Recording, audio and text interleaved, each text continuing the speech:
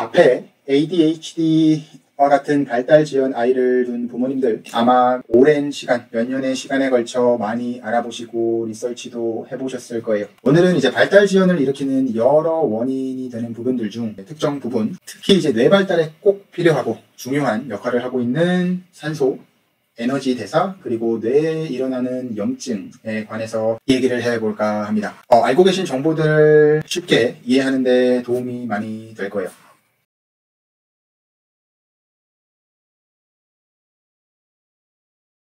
이제 예전 영상들에서도 언급했다시피 뇌가 제대로 발달하고 기능하기 위해선 산소가 필요하고요, 에너지가 필요하고요, 그리고 자극이 필요합니다. 그리고 또 염증 반응이 있으면 당연히 뇌가 제대로 발달을 못하겠죠. 그러면 이제 산소 얘기부터 한번 해볼게요. 산소는 이제 쉽게 설명을 하면 뇌에 필요한 적정량의 피가 공급이 되고 있는가 확인해 보는 부분이에요. 가장 쉬운 방법으로는 시중에서 파는 산소 포화도 측정기, 영어로는 이제 pulse ox라고 하는데 이거를 구입하셔서 체크를 해 보시면 됩니다. 97에서 100% 사이가 나와야 되고요. 95% 미만으로 나온다는 건 지금 혈액 공급이 손가락 끝, 발가락 끝까지 제대로 안 되고 있다는 소리예요. 그렇다는 건 뇌에도 그만큼 산소 공급이 부족하다고 생각을 하셔야 됩니다. 그래서 보통 이런 아이들은 이제 손과 발이 차요. 적외선 온도계로 측정을 해봤을 때 이제 여기 팔과 손바닥의 온도는 같아야 되고요, 다리와 발의 온도 또한 같아야 되는데 팔과 손의 온도 차이가 거의 10도 이상 차이 나는 경우도 수두룩해요. 이제 또 다른 방법으로는 손가락 혹은 발가락을 누르신 다음에 모세혈관 재충전 시간을 확인해 보시면 되는데 이렇게 누르고 나서 이 재충전 시간이 2초가 넘어가면 안 됩니다. 그런데 이제 이런 아이들 같은 경우에는 5초 혹은 10초까지도 그 시간이 걸리는 경우가 적지 않아요. 그렇다는 건 지금 손과 발까지 혈액 공급이 제대로 안 된다는 건데, 그렇다는 건 중력을 거슬러서 올라가야 되는 이 뇌에는 더욱이 더 공급이 부족하겠죠. 이 측정기 외에 또 이제 피 검사를 통해서 혈액이 왜 제대로 공급이 안 되고 있는지 확인을 해 볼 수 있어요. 이거는 뭐 기본적인 이제 CBC 검사를 통해서 지금 빈혈이 있는가 확인을 해보시면 됩니다. 빈혈이 있다는 건 지금 적혈구가 제대로 된 산소 전달을 못하고 있는 것이고, 단순히 이제 철분이 부족해서 생기는 빈혈뿐만이 아니라 B12 결핍으로 인해 빈혈이 생길 수도 있고요, 비타민 C 결핍으로 인해 빈혈이 생길 수도 있고, 혹은 다른 원인으로 인해서 빈혈이 생길 수도 있으니 단순히 이제 철분 수치가 괜찮다고 빈혈이 없다라고 넘겨짚으시면 안 돼요. 그 다음으로 봐야 할 건 이제 에너지 대사입니다. 간단하게 설명을 드리면 여기 세포 호흡 도표를 보시면 여기 크랩 사이클이 여기 안에서 돌아가고 있고요, 여기 크랩 사이클을 또 확대해서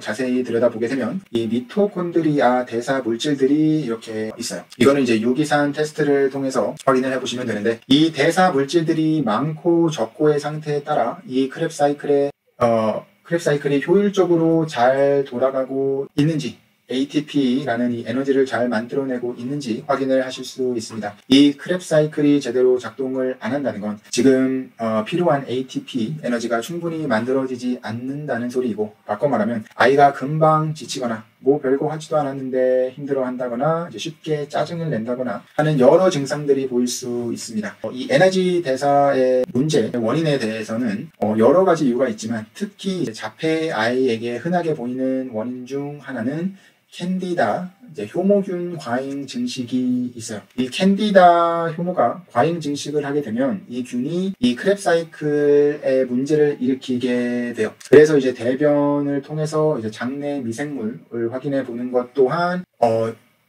중요한 여러 이유 중 하나입니다. 보통 이제 박테리아나 효모, 이제 펑거스 같은 나쁜 균들의 과잉 증식은 대부분 이제 식단에서 많이 나타나게 되는데 이 부분은 이제 너무너무 중요한 부분이기 때문에 또 나중에 더 자세하게 다루도록 할게요. 그리고 마지막으로 확인해 보셔야 할 건 신경 염증 반응입니다. 뇌 염증 반응이 많다는 뇌 자체가 지금 기능을 제대로 할 수 없는 환경이라고 생각을 하시면 돼요. 한국에서는 이 신경 염증 마커들을 검사하는 게 있는지는 확실하게 모르겠지만 미국에서는 이제 이 뉴로주머라고 하는 테스트를 통해서 뇌의 염증 마커들, 항체들, 혹은 자가 면역이 있는지 등 뇌 안에서 일어나고 있는 많은 부분들을 확인해 볼 수가 있어요. 염증 마커들이 높은 수치라는 건 바꿔 말하면 지금 뉴론들, 신경들이 제대로 연결이 되지 않다고 설명할 수 있기에 그 부분들에 대해서는 이제 증상이 그 부분에서 직접적으로 나타난다고 생각하셔도 돼요. 그 말은 아무리 재활치료가 들어가고 운동이 들어가도 신경염증이 없어지지 않으면 신경과 신경을 연결시켜주는 이거를 신경가소성을 만들 수 없게 되는 겁니다. 이 뇌염증을 일으키는 원인들이 너무 많기 때문에 예를 들면 이제 곰팡이,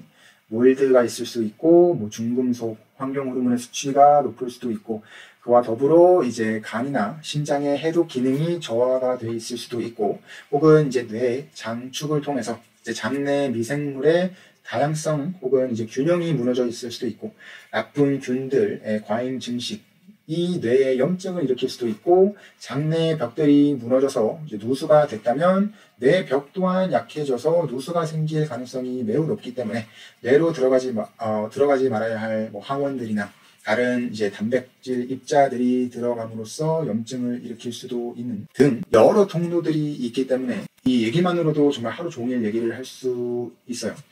그래서 이제 이 신경염증에 관련해서는 이제 드려야 될 부분들이 많아서 또한 너무 중요하기 때문에 또 따로 영상으로 간단하게 설명을 드리도록 할게요. 이렇게 뇌는 봐야 할 요소들이 너무 많고요. 단순히 이제 한 치료법을 통해서는 절대로 아이의 증상이나 상태가 나아지기 매우 어려워요. 전 영상들에서도 언급했다시피 심경적인 부분 플러스 대사적인 부분이 함께 처방이 들어가야 비로소 뇌의 염증이 줄어들고 이제 뇌의 벽이 튼튼해지기 시작을 하고 그러면서 뇌가 제대로 된 영양소를 공급받기 시작을 하고 그와 더불어 뇌 재활을 통해 비로소 신경 가소성들이 만들어지고 그 다음 발달 속도에 박차를 가할 수 있게 되는 거예요. 오늘도 이제 시청해 주셔서 감사하고 궁금한 점 있으면 댓글로 남겨주세요.